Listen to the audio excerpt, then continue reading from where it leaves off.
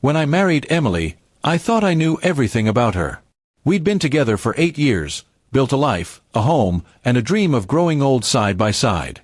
She was my best friend, my partner in every sense, and the person I trusted the most.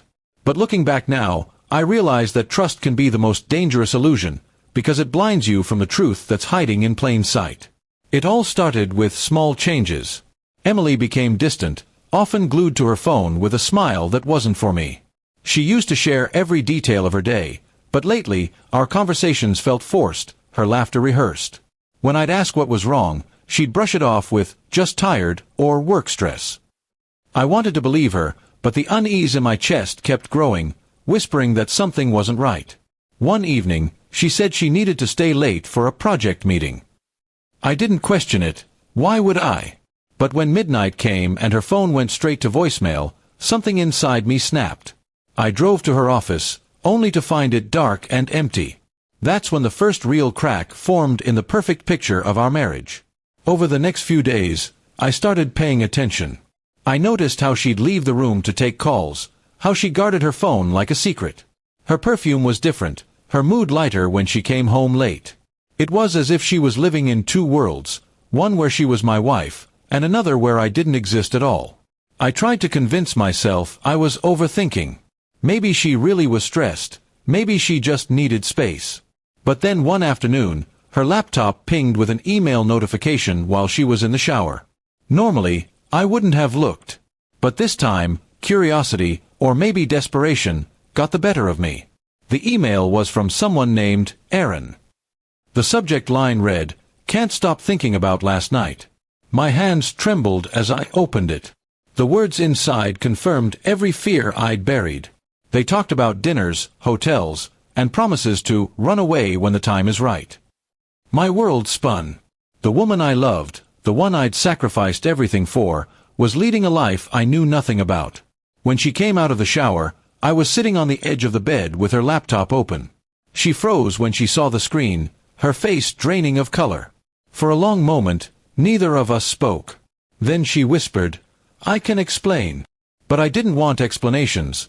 I wanted honesty, something she had already stolen from me. Her explanation came in pieces, each one cutting deeper than the last. Aaron was her ex from college, the one she'd told me was long gone. They'd reconnected online a year ago. What started as catching up turned into emotional confessions, and eventually, something physical. She said she didn't mean for it to happen, that she still loved me, but those words meant nothing now. I remember staring at her, trying to find the woman I married in her tear-streaked face, but all I saw was a stranger. I packed a small bag that night and left. I drove without direction, just letting the road take me somewhere quiet, somewhere I could breathe again. In the days that followed, I learned more of her secret life. Mutual friends started talking. Emily had been renting an apartment downtown under her maiden name.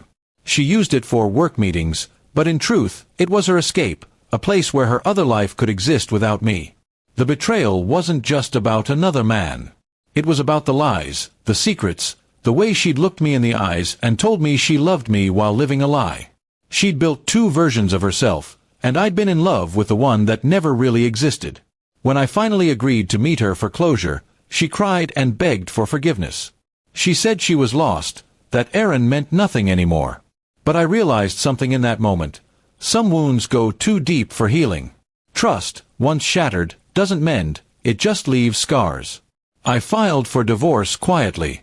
There were no shouting matches, no revenge, just silence. She moved out, and the house that once felt like a home became a museum of memories I no longer wanted to keep. Months later, I ran into her by chance at a cafe. She looked tired, older somehow. She smiled weakly, but I could see regret in her eyes. She asked if I was happy. I told her I was learning to be. It wasn't a lie, just a work in progress. Now, when I think of Emily, I don't feel anger anymore.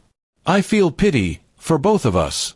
For the love we lost, for the trust we broke, for the lives we tried to build on a foundation of half-truths.